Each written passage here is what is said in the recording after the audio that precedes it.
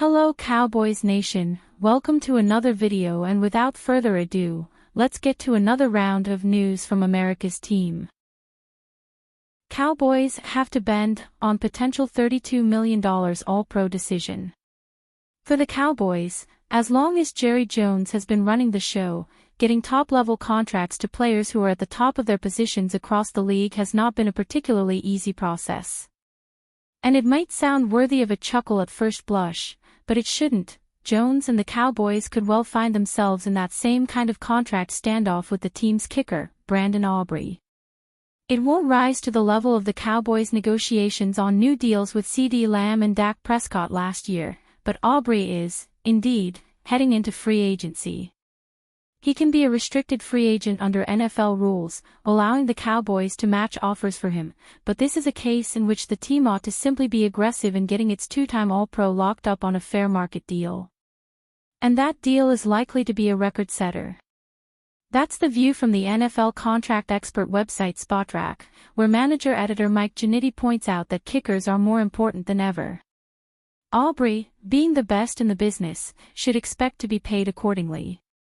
Said Giannitti on the Spotrac podcast this week, one of the bigger takeaways halfway through 2025 is not just how successful kickers are, but the length, the distance. Now they're using kicker balls, a lot of things happening. The league is promoting this kind of thing, especially with the kickoff changes. But there's no question, especially with a player like Brandon Aubrey, that his importance to the Dallas Cowboys scoring, and scoring is all Dallas does, is maximized. Jerry Jones is gonna have to just bend on this one and just give this player the extension that he is worthy of, because he is basically an offensive weapon for this team. And he has paid CeeDee Lamb, he has paid Jake Ferguson, and he has paid Dak Prescott, of course, a couple of times. This is just the next guy in line. As we have seen, Jones and the Cowboys are increasingly unwilling to bend on contracts, and wound up simply trading away Micah Parsons once that situation fell apart. But Aubrey's value is clear. He is 17 for 18 on field goal attempts this season, and has a 64-yarder to his credit. In his career, he has made 90.3% of his field goals, and 96.4% on extra points. Kicker who produce that way can't be treated as afterthoughts. Kickers need to be treated as more than just special teamers, because the amount of points, the amount of consistency, the amount of reliance they're being asked to be taking on from their respective teams is as great as it has ever been in the game, Giannitti said. Entering the season, the highest-paid kicker in the league was Harrison Butker of the Chiefs, who got a 4-year, $25 million contract that started last year.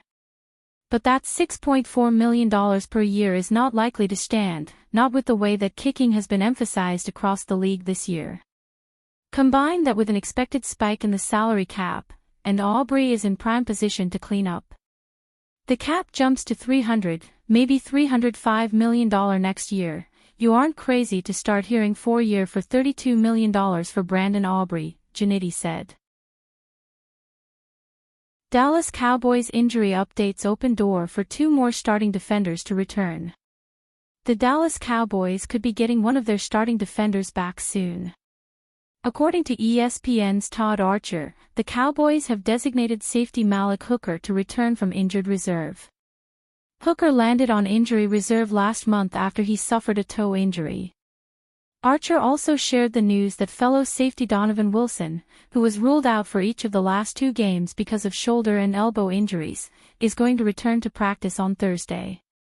The Cowboys have opened the practice window on safety Malik Hooker, who has been dealing with a toe injury. Donovan Wilson, knee, expected to work at practice today, Archer reported. Of course, in order for Hooker to play this week, he will have to be activated off IR first. There is no indication one way or the other if that will happen. We'll have a better idea of where both Wilson and Hooker stand when the Cowboys drop their first injury report of the week later in the day. Nevertheless, the Cowboys' defense continues to get healthier. The impending returns of Hooker and Wilson come after the team activated both linebacker DeMarvion Overshown and cornerback Siobhan Revel a few days back. The Cowboys have sported one of the worst defenses in the NFL this season but are hoping their returning players, along with trade acquisitions Quinnen Williams and Logan Wilson, can help turn things around in the second half of the season. Cowboys could pivot to NFL's biggest deep threat if Pickens leaves.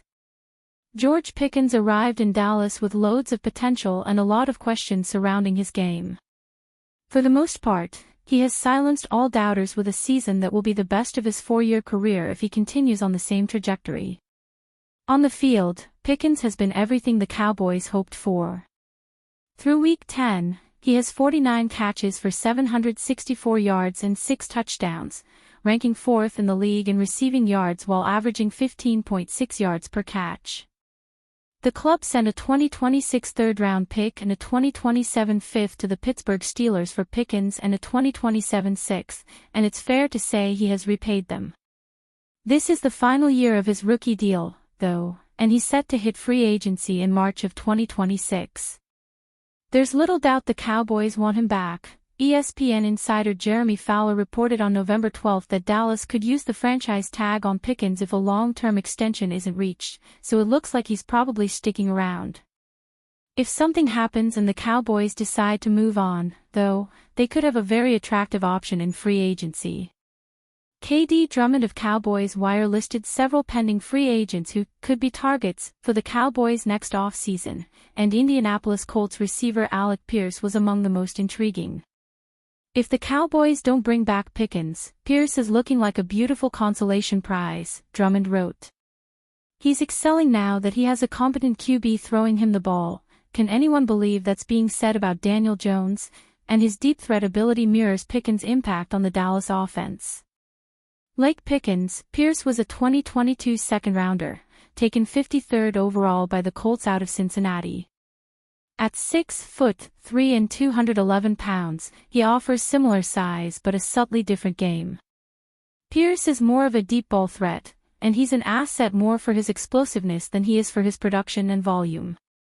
With the likelihood the team will re-sign quarterback Daniel Jones to a hefty deal, the chances of the Colts also being able to keep Pierce around may not be good.